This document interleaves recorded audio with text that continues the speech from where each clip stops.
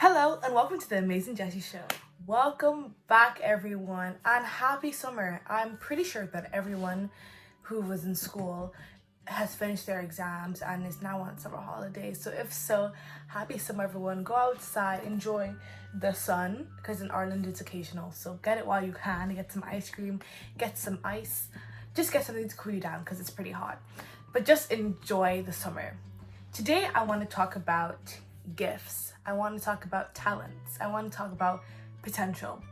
So today my topic is, what is in your house? God gave everyone a gift. We've been through this, we've been over this numerous times. Something deep inside of you that you're supposed to refine, you're supposed to harness.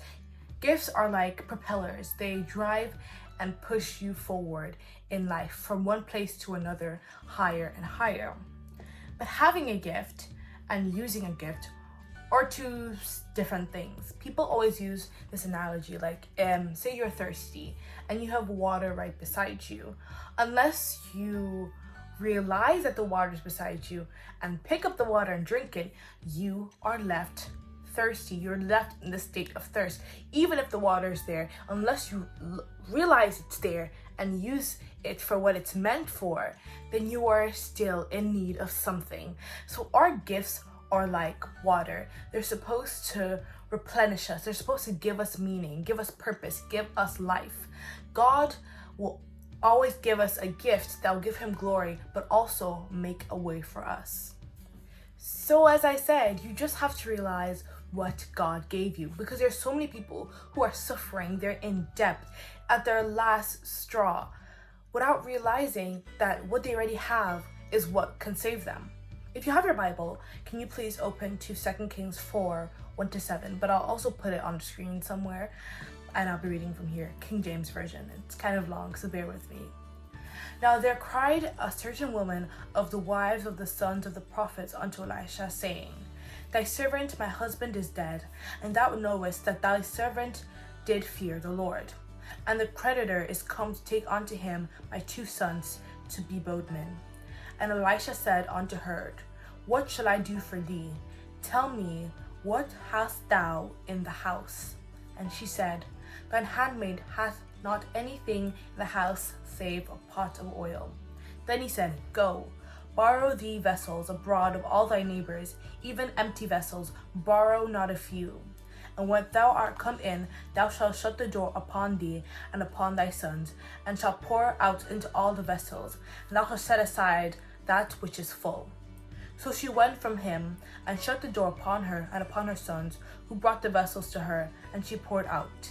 And it came to pass, when the vessels were full, that she said unto her son, Bring me yet a vessel. And he said unto her, There is not a vessel more. And the oil stayed. Then she came and told the man of God, and he said, Go, sell the oil, and pay thy debt, and live thou and thy children of the rest. So the woman is here in depth, crying out to the servant of God. But all Elisha asks is, what is in your house? Because God doesn't need you to travel to the ends of the earth. God doesn't need you to work yourself to death. He needs you to realize what is in your house, because that is what is going to save you. That is what's going to propel you. That is what's going to make you prosper, what you have in you. And it doesn't matter how small what you have may seem. The woman only had a pot of oil. David only had a stone.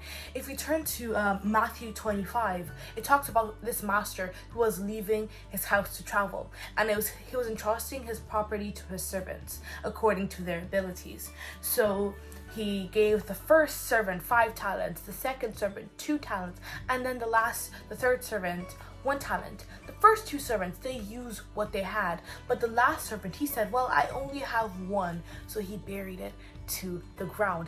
He didn't realize that that 1 could be the shaker of nations. That 1 could be the mover of mountains. We may look at what we have and see it as a void, but God sees it as the filler of voids. God sees it as the filler of vessels. God sees it as what can kill giants. God sees it as what can take you from being a prisoner to a prime minister. But none of this can happen if we don't realize what is in our house. In conclusion, and I wish I could keep going because there's just so much to say, but to summarize it, Everyone has a gift, and it may not be the same as what you see everyone else having, but it is for you and for you to use. So don't let it fall to the ground.